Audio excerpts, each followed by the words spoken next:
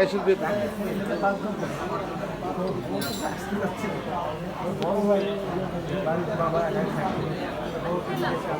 টাকা পয়সা আছে দেশে করি কি হবে দেশে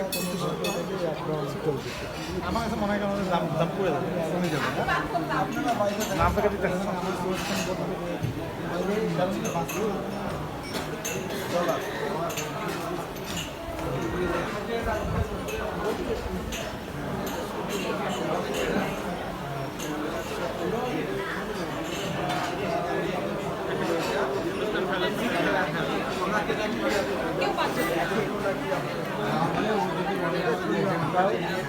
আমি